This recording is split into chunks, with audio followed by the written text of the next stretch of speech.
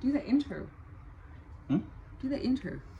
Hey, what up, beautiful people? It's your boy Kim and KK, baby. Ooh wee, and yes, please do wear the ooh wee. And your girl, Mrs Golele. And I'm here today as your guest. Hello, I mean. What I'm here to do, I don't know, but she'll let me know. Anyways, I don't know what I'm doing.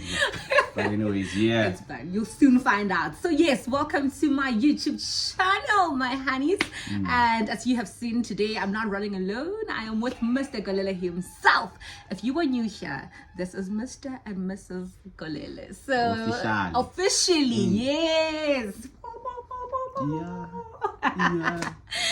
So yeah, if you are new here, I'd like to welcome you and say, I don't know where you have been, but because you are here, that's all that matters. Someone will probably pass you a drink, give us your t-shirt size. Mr. Golele is gonna pay for your t-shirt.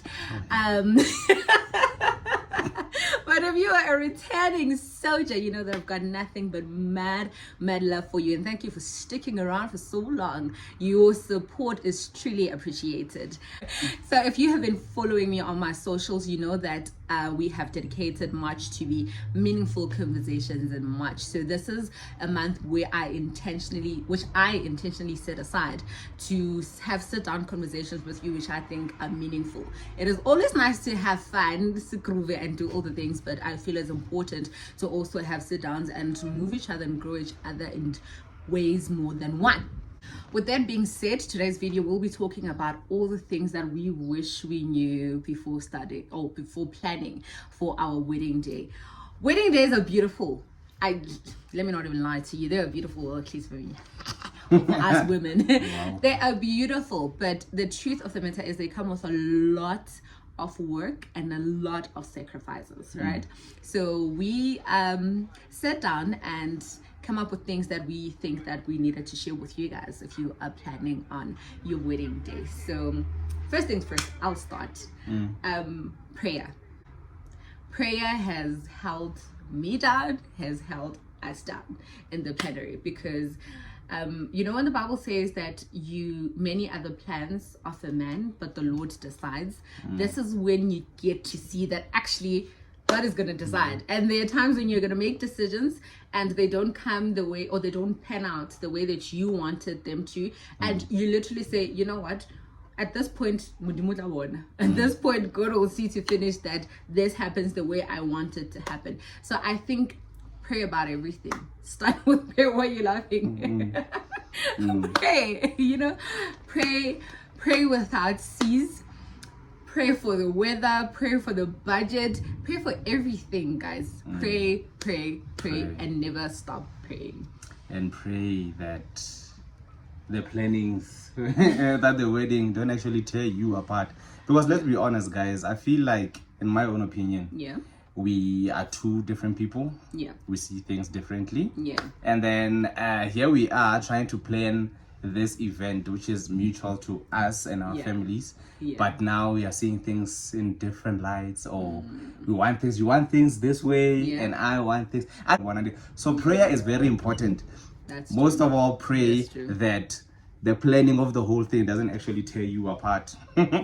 Or actually make instead of you coming together to enjoy this momentous occasion, really to because of because of how you see things. You see things one way, another person sees things another way, understand? Because it's not only that, even the family's opinions come into play now. That's true. Understand? That is true. So pray that, Lord, let you be the one who leads everything, who guides everything. That's true. And also help us to communicate, because like you're saying that we are two different people with two different opinions, and there are families who in their thinking things should happen in a certain way, so it is very, when we are disagreeing or when we don't necessarily agree on something, it is very important how you put it across, because now emotions are heightened, because now finances are involved, it becomes too much. So communications become sensitive to a certain degree,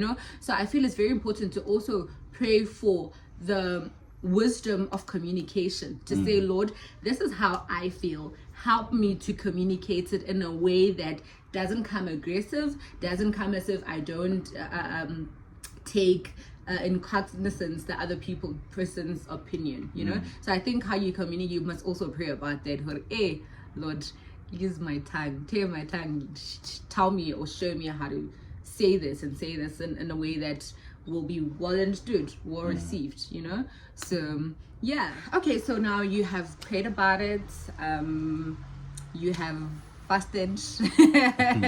If you want to take it that far, it's also still fine. And then I think what is important is deciding on the number of guests that you want. I think that sets a very good foundation on how you can move forward, because now if you know the number of people that you want to be there, it makes it easier for you to choose a venue, because now you would look for a venue that caters for the X number of people that you want there. And it also makes it easier for you to budget, because now if you know that this is my budget, and you go to your venue that you like, and they'll be like, okay, for this X amount of people, this is our money. It gives you clear perspective, you know. Okay, and do not be afraid to chop and change your numbers. They are not set on stone. Things happen, budget comes into play, so don't be scared to chop and change your numbers. It is really, really, really okay. I feel. Yeah. And then also under number of guests, it's also important to know how you are going to share that number, you know, because remember now it is not just the two of us planning a wedding, but there are families involved, right? So what we did, for example, is that we shared. So if we decided on 100, it was going to be 50 from his side, 50 from my side, you know, and that way it is equal. In that way, even families cannot come and want to cause commotion, because this would be the discussion to say, this is a number of people that we could afford to pay for, so we have decided that they're going to come with their 50 and we're going to bring our 50. That is what worked for us. And even though some people didn't rock up, you know. Yeah, and also brace yourself for that, you know. And people are not going to show up. Black people. And I think that is where also the importance of RSVPing comes in. And that's another thing, people of color. RSVP is very important, because there are finances into these things, you know. In the modern world, back then, so it didn't matter whether you're going to show up or you're going to bring a +1 and +3, you know, because or somewhere. But in this modern day, we hire out venues, you know, and when you hire out, you are literally charged per check, you know, so everything is calculated, everything is money, you understand? So when you are invited and RSVP, please RSVP. Okay, we're gonna leave this part for the guest part, but yeah, know your number and make sure that those are people who are reliable, people who want to be there for you, because you want to be paying for seats that are not going to be occupied at the end of the day. Yeah, so that's it on the guests. All right? Yep. Number 2 is budget. The rockiest bumpiest phase of planning a wedding. Yeah. But I think what made us be able to survive is navigating your budget with honesty. You understand? I feel if you are honest with your finances, and that's number 1. Number 2, if you set realistic financial plans for yourself. I think those are the 2 things, in my opinion, that worked for us, you know. What I would put across as an example for setting realistic plans is that we decided that we're going to get married the year before, right? But we made it a mission in January to start hunting for a venue, right? So in January we viewed the venue that we wanted, and literally it was the one that we took. We never went viewing after that. But now this gave us an opportunity to plan our finance as well, because now in January our wedding date, we were fixed, it's going to be in December. So in January we knew that X amount of money is required from us by the venue people in December. So now we were able to break it down into the number of months in the year, or break it down according to our finances to say, okay, in order for us to reach this X number or X figure for the venue, we would then need to set aside this amount of money in order for us to secure the venue at the end, you know. So I think such plenary makes it easy for things financially, you know. Yeah, I think that's one other thing that helped us, you know. Yeah, no, give yourself enough time to plan. That's what I'd say. And yeah, give yourself ample time to plan. Save, I understand, for everything. Consider everything that you want to happen at the wedding and all of that, what you want to go down, you know, and give yourself ample time to actually plan and save up that money. You understand? Save up that money so that you can carry out all the proceedings that you want to go ahead on the day of the wedding. You understand? Give yourself ample time to save. Give yourself ample time to save. And also another smart move financially that we can do is that make sure that you're getting value for your money when it comes to venue, you know. Don't just choose a venue because aesthetically it's beautiful. Yes, that is important, I mean, but after that, what is the venue going to give you under that price? Because that will also save you money, you know. If with this money that I'm paying, you're going to give me, maybe for example, a DJ, and you're going to cater food, and you're going to give me a bridesmaid's room for us to change. All those things now, they are saving you money. You understand? Because now you're not going to pay for the venue and then now need another budget for your DJ, you know. So always value for money and make sure you're getting them packaged, because that way you save money. But yeah, just be honest with your finances, guys. And I mean, and if really and truly this is what you want unchanged, then plan for it. There's no need for you to hurry. If it means after 5 years, it's fine. After 5 years, you know, because you're only going to do this once, hopefully. But you are going to do it once. You're only going to do this once. So make sure that you budget for it and you make sure that it comes out exactly the way that you want it to. Yeah. Any other thing on the budget? No, that's that. Or also, lastly, don't budget with other people, please. Don't budget with other people. One, it is unfair. Two, you're going to get disappointed, you know. So when you are setting up a budget plan for your wedding day and family and friends coming to assist, good and well, God bless them, but do not be dependent on receiving financial assistance from them. I think that's the most realistic financial advice I can never give you. You know, if they're gonna help you, good, you know, God bless them for helping you, good of them, we appreciate it. Marianum, do not now be planning to say the vegetables, I hope they're going to pay for them, because if they don't, it's only going to frustrate you even more, you know. So yeah, plan everything. All right, let's talk venue. Before I go, what were you looking for when we went hunting for a venue? What mattered most to you? Yeah. Now, honestly, now in my head, I was seeing us having a beach wedding. What did you tell you? Know I love a beach. Wow. You could have went to the beach. Why didn't you tell me? Honestly, the real. You could have told me I love a beach. Yeah. You know I love the beach. No, but I know the venue that we ended up taking was actually nice.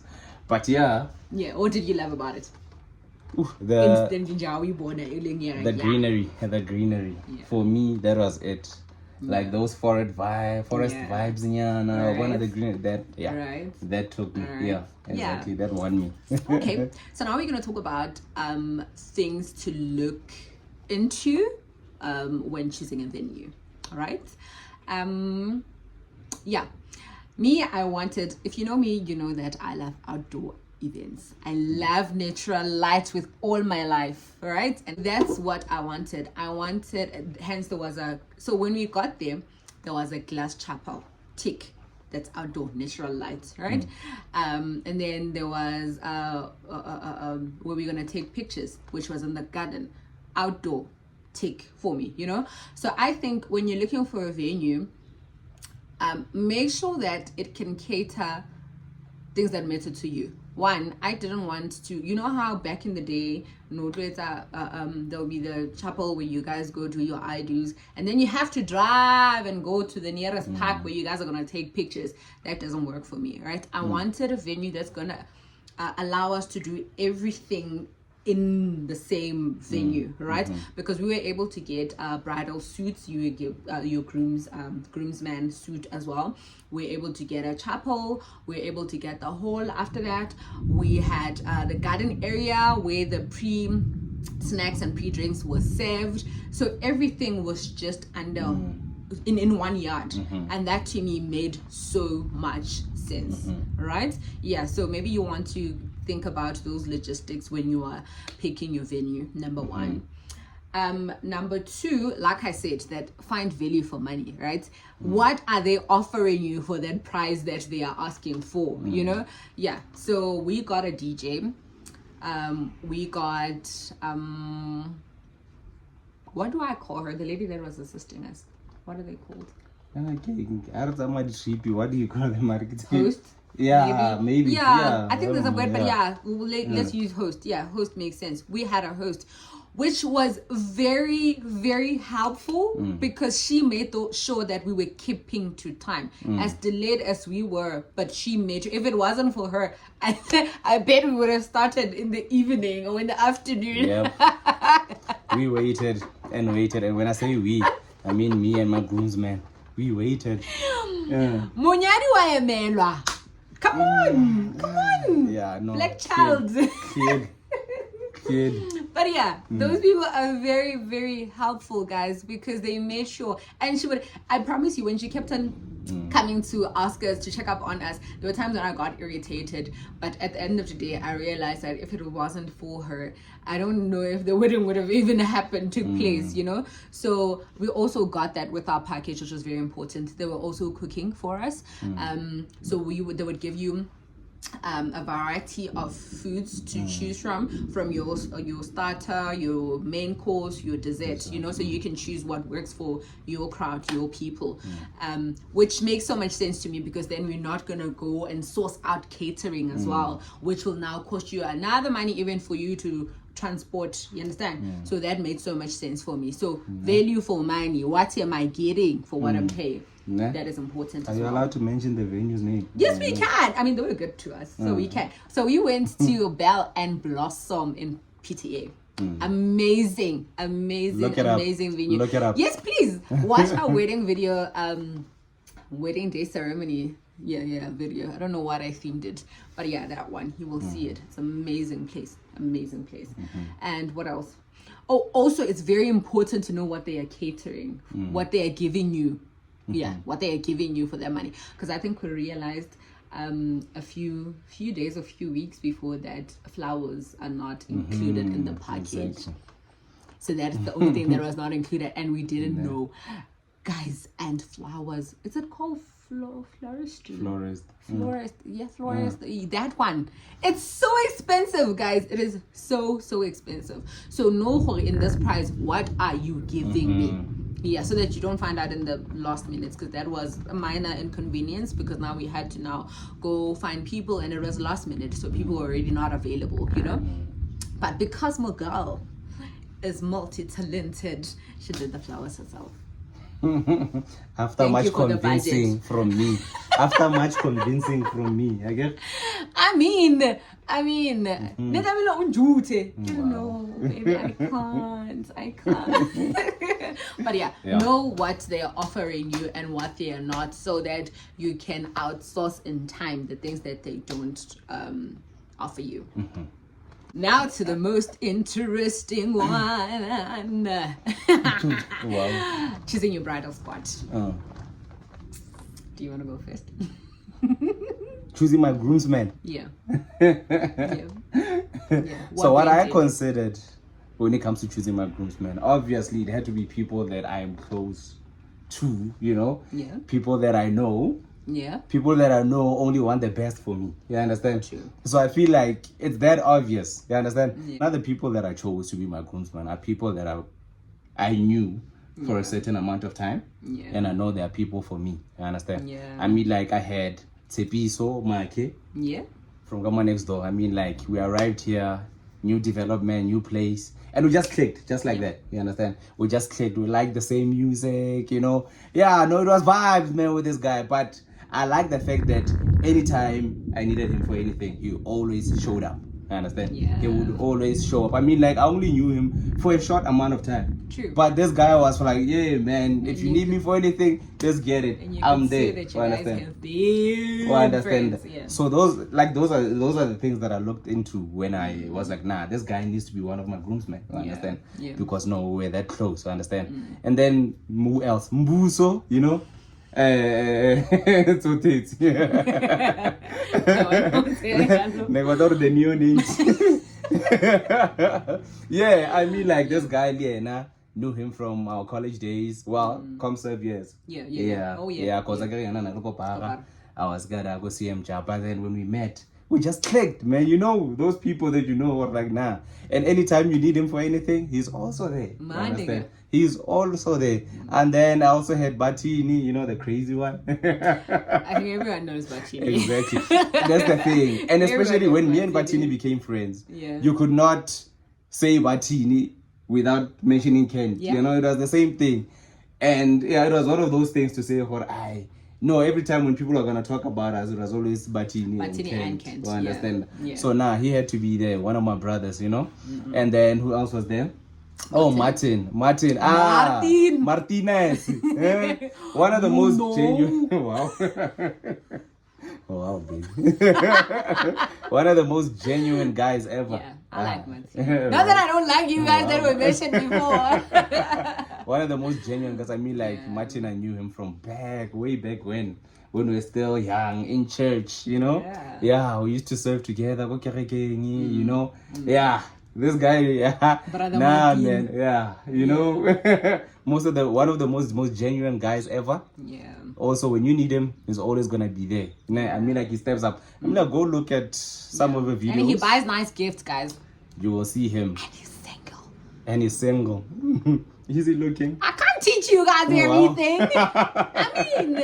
I mean, I didn't say his surname is Biko, but if you want to look him up, he's Martin Biko. Wow, really? But I didn't say it, you know? I mean, sure. Come on! I'm gonna say about man. Like, hey. And last but not least, my best man was my younger brother, Mr Golele. You can also look him up, yo.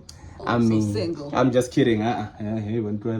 It's my younger brother, you know. Yeah, love him to bits, you know. So yeah, he was my best man. Yeah. For the whole thing. And they just all gelled. I love how they came together, you know. Like, they don't know each other most of them, because it was only here and there those who know each other, who are friends. True. But then when they came together, they just gelled. That's true. Everything was smooth. You understand? True. So yeah. And when you say that, it comes to me that if you choose people who are for you, it becomes easier for them to like each other or gel with each other, because they all want the best for you. At the end of the day,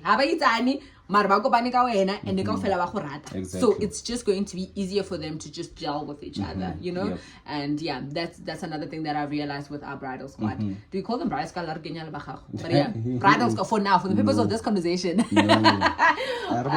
Your wedding entourage. Your wedding entourage. Yeah, make sure that you choose. And I think this was the theme for me even when choosing our wedding guest, and I think I told you that. We just wanted people who are for us.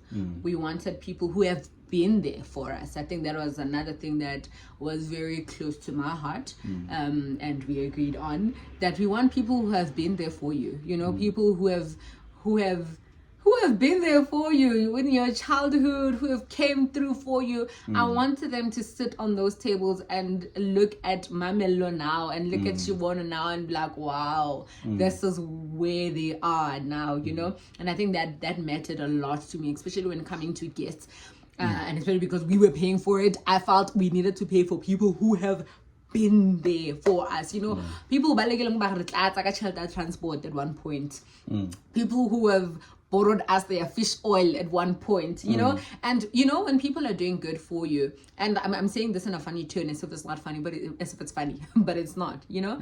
But while we're growing up, when people do good to you, at sometimes, and especially when they do it from a genuine point in their hearts, they don't think you remember, or they don't expect you to remember after all these years, you know. But when you send them that invitation And I love personalizing everything, you know. So, and you make it personal to say, hey, you have been there for me, and I want you to come and celebrate this day with me. It means so much to them, you know. So choose people who matter, choose people who have been there for you. It just makes it beautiful, because at the end of the day you have a venue filled with people who are for you, genuinely so, and in all ways. Okay, and lastly, under the wedding entourage, and this goes out to the people who are planning to get married, is that this is your wedding. And you are choosing people who you want to closely celebrate this day with you. But it's still your wedding. It's still your wedding. You understand? So your wedding must not be in other people's budgets. I don't know if it makes sense, you know? I feel it is very unfair of you to now firstly ask these people to come and celebrate with you closely, so, and expect them to financially run everything for themselves. Because remember, this was not in their budgets, you know. This is something that you planned. This is something that you knew from January about, and you are telling them in 4 months or 5 months. You know, there are people of them and they've got their own plans, and we need to respect that, you know.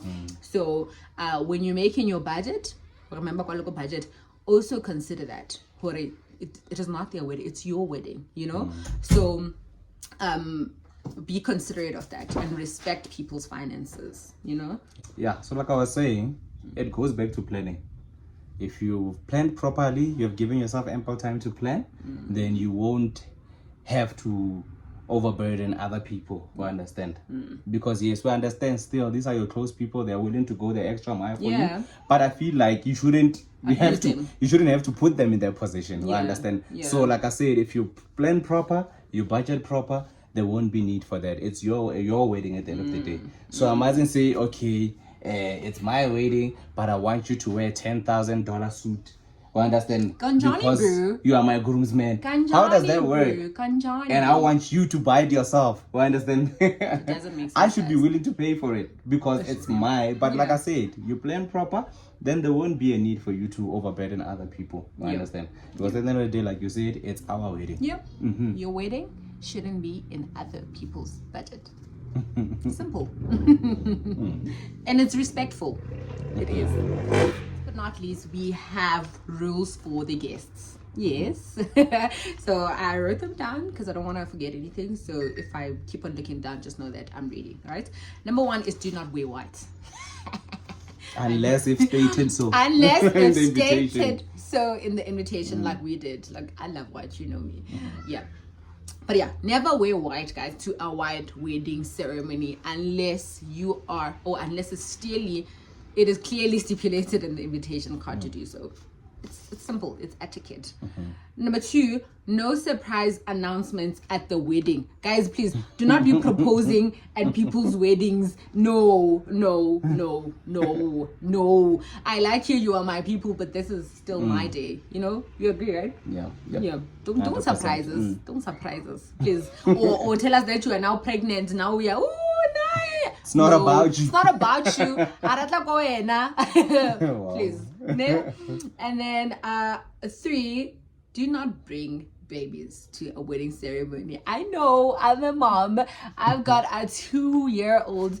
But guys, honestly, do not bring children. Don't bring your children to people's wedding ceremonies. I feel a wedding ceremony, every moment of it is special, you know, and in the modern day age, we are recording every moment of it, you know. Next thing your child is crying, next thing your child it doesn't look good, you know, and it takes away from my special day as the person that you came to celebrate, you know. Children are a blessing from God. I know this because I have one too, but honestly, do not bring babies, guys. No, it's not nice. It's because not. They cause a whole lot of unnecessary disruption. They do. And not because they are havoc. Kids don't like being confined in the same spaces for long. And that's when now they start acting out, you know. And it's not going to be nice. Next thing, we are saying vows, we want to be in the moment, and your child is crying. It's not cute. and it is within their nature. Yeah, that's who they are. Yeah, and I feel like we shouldn't take that away from them. You understand? So we should let them be, but then clearly they cannot be. We cannot, you understand? Yeah. Because it's gonna cause a whole lot of unnecessary disruptions, guys. Yeah. And I am saying this. So if you do not have if you don't have kids and you feel like you don't want babies at your wedding, but you don't know how to put it, darling, don't worry, just put it out like that. You don't want kids. So if Mutiana feels that if you don't want their kids, they're not going to come, it's still okay. You know, this is your day. If you don't want kids, to say it. Let people know. Ne? Yeah. Guests, don't bring your kids, please. And then number 4, don't ask for extra guests. Guys, no. Boy, baby. Don't be bringing +1, +3, +4, especially if you did not communicate it. I think the most humblest etiquette, who receive a wedding invitation would be for you to ask. Or, okay, thank you very much for the invitation. Is it okay if I bring a +1? Is it okay if you understand? And then I will tell you, oh, okay, it's fine, you can. Or no, unfortunately, I can't. But now if you're just gonna rock up with someone without communicating it with me, and now next thing is awkward for me because I don't know where to put you, or the people who I put on the floor to sit people, now they don't know what to do with your extra person. Now it looks as if we are not properly planned. You understand? So if you want to bring a +1, ask beforehand. You understand? But and if you don't agree for you to bring that +1 because of whatever, maybe financial constraints or whatever, please understand. Exactly. Because it's understandable that a person would want to bring a +1 because maybe chances are the people who are going to be at the wedding, he or she might not be familiar with those people. Understand? Now it's okay, maybe go do like one or all of that. You understand? So just have the courtesy to ask.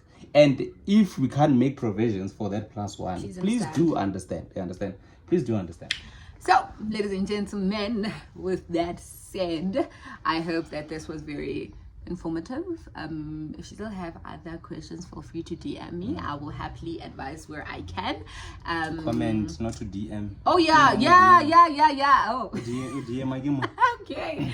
Do leave it in the comment section, and I will happily explain or share my thoughts. And this advices were purely on our experiences.